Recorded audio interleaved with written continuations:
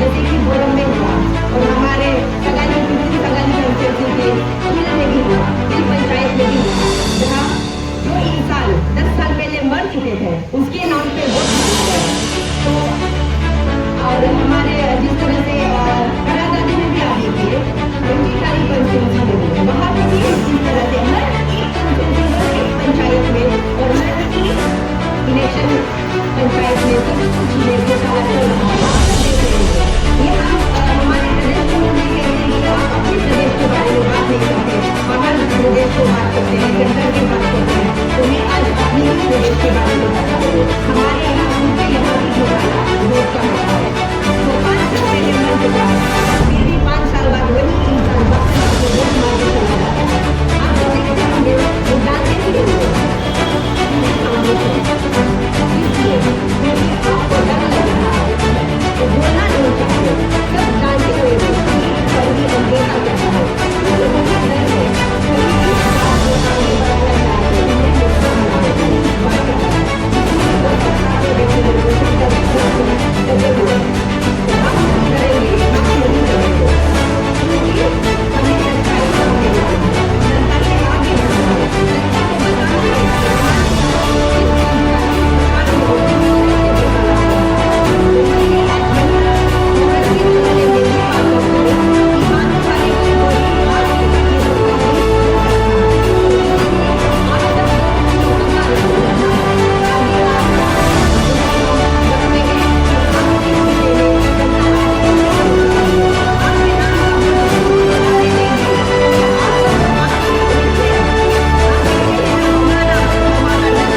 करेंगे,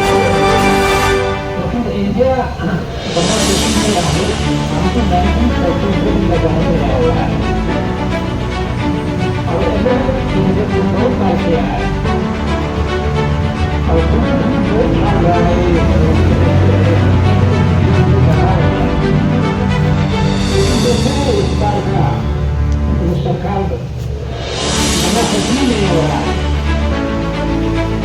सरकारी काम नहीं करना है, सरकार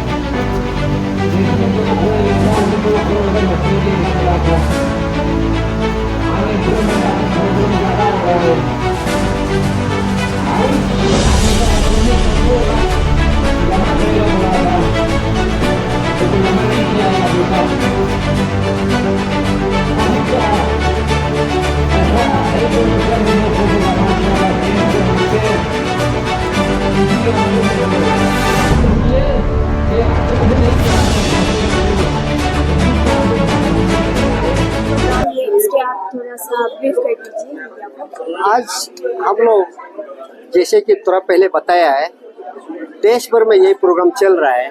क्यों बोले तो ये भाजपा सरकार ने सबसे पहले उनका शासन में आने का जो है बुनियाद जो है जूत था, उसका जूत को जाते जाते हमारा लीडर ऑफ अपोजिशन, देश का एक आइकॉनिक नेता राहुल गांधी जी ने पर्दाफाश किया।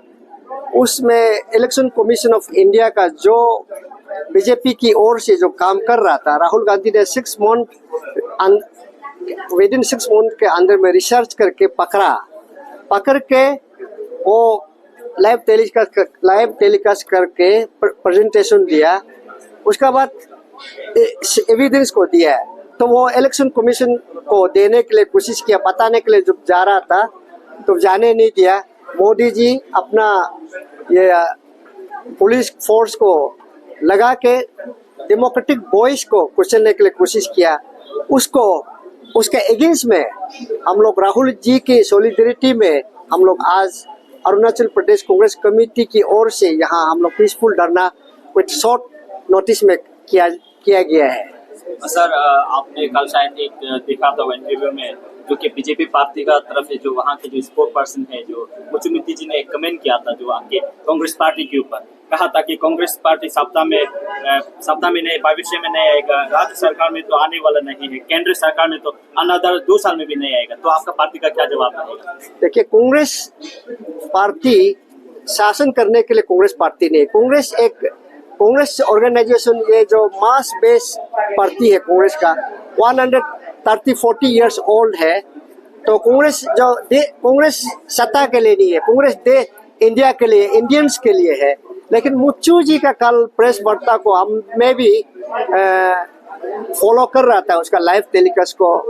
बेचारा अरुणाचल के लोग इतना ट्रोलिंग किया, मैं बहुत दया लगा, क्योंकि वो वर्तमान के बारे में, भविष्य के बारे में कुछ इन लोग का पास विजन है ही नहीं है। तो इतिहास में जाने के लिए कोशिश किया। इतिहास में मैं ऐसा लगा कि हिस्ट्री का, अरुणाचल को हिस्ट्री के बारे में बताने की कोशिश किया, लेकिन मुच्चू जी ने शायद हिस्ट्री का लेक्चर में सो रहा था। इसलिए क्यों बोले तो आर्टिकल 371H को जो 55th कॉन्स्टिट्यूशनल अमेंडमेंट 1986 में जब कर रहा था, उसने कांग्रेस को बदनाम दिया। कांग्रेस उस समय में कौन था? उसका पिताजी गेगन अपंग का गवर्नमेंट में राइट हैंड था, एक क्लोज मिनिस्टर था। लास्ट 30 इयर्स में कांग्रेस ने मुकुट मित्ती जी को MLA बनाया, मिनिस्टर बनाया, चीफ मिनिस्टर बनाया, लेफ्टिनेंट गवर्नर बनाया, 2 टर्म्स राज्यसभा MP बनाया। उसका ही अपना ही बेटा, वो अगर मुकुट मित्ती का बेटा ही ये कांग्रेस को बदनाम करता है, तो वो मुकुट मित्ती की ओर से मुच्चू मित्ती अरुणाचल की जनता से माफ मांगना है कि मेरा पिताजी ने मैं ये गलती काम कर दिया है, तो मैं पिताजी की ओर से मॉरल रिस्पॉन्सिबल लेता है बोल के मुच्चू मित्ती अरुणाचल के जनता को एपोलॉजी करना चाहिए। और सारा एलिगेशन आप लोग का ऊपर ही दिखा, अफरा भी आप लोग का टाइम में हुआ।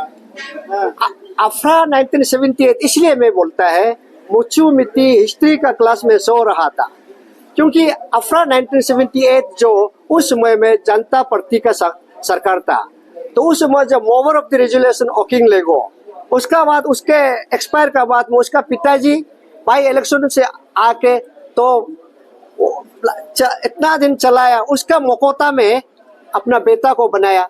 और ये जो बाप का दाम पे MLA तो बन गया, लेकिन जनता को क्या डिलीवरेशन करना चाहिए, वो थोड़ा बाप से या थोड़ा हिस्टोरिकल या किसी भी यूनिवर्सिटी का प्रोफेसर से सीखने से अच्छा है। ये मेरा सलाह है। पूछना था, राहुल गांधी का जो ये तथ्य सामने आने के बाद आज चीफ इलेक्शन ऑफिसर कमिश्नर जो है, उनका रवैया को लेकर आप क्या कहेंगे? कुछ ये अभी तक कोई बयान नहीं दिया, उनका बयानबाजी में आपको क्या लगता है? पॉलिटिकली रंग लगता है क्या लगता है? और बिहार का जो SIR जो उसमें जो अभी धंधलीबाजी हुआ है, जो डाटा में डिजिटल डाटा को लोग पिक्चर डाटा में कन्वर्ट कर दिया, वेबसाइट को मैनिपुलेट कर रहे हैं, क्या कहेंगे इसमें? आप देखिए, election commission of India BJP के लिए काम कर रहा है। फिर इलेक्शन कमीशन का जो नेचर ऑफ ड्यूटी को, चार्टर ड्यूटी को कांग्रेस जब सवाल करता है, बीजेपी के नेता उनका स्पोकमैन बन जाता है, तो उससे पता चलता है कि दोनों हैंड एंड ग्लोव है, और बीजेपी के लिए कर रहा है और बीजेपी इलेक्शन के लिए कर रहा है, इलेक्शन कमीशन के लिए। और बिहार में स्पेशल इंटेंसिव जो रिव्यू जो कर रहा है, जो जूनियन वोटर्स को डिलीट किया जा रहा है, और जिसका नाम नहीं है, जिसका पता नहीं है, वो उसको डाला जा रहा है, तो उससे पता चलता है कि उनका पोलराइजेशन पॉलिटिक्स, जो हिंदू मुस्लिम का पॉलिटिक्स, पाकिस्तान इंडिया का पॉलिटिक्स और ये नेहरू गांधी का पॉलिटिक्स अभी देश समझ चुका है, इसलिए आज पिछले दरवाजा से घुसने के लिए कोशिश कर रहा है। सर, आपके जो पार्टी प्रेसिडेंट है, जो श्रीराम सर ने लास्ट टाइम जो कमेंट जो कि आपके आर्टिकल्स 371H को लेके और अफरा एक्ट को लेके जिक्र किया था, कल वही सेम चीज जो बीजेपी के स्पोक पर्सन मुच्चू मित्ती जी ने बोला था कि आप लोगों ने जो अफरा एक्ट को हटाने के लिए, रिमूव के लिए बात जिक्र किया था आपकी पार्टी ने, तो उन लोगों की तरफ से कि ये कहना है कि आप लोग अंधा मुद्दा में बात करते हैं, रूल ये जो आप लोग नहीं बनाए अभी, और ये हटाना मुश्किल भी है, और आप लोग का बात पे एग्री नहीं करता है।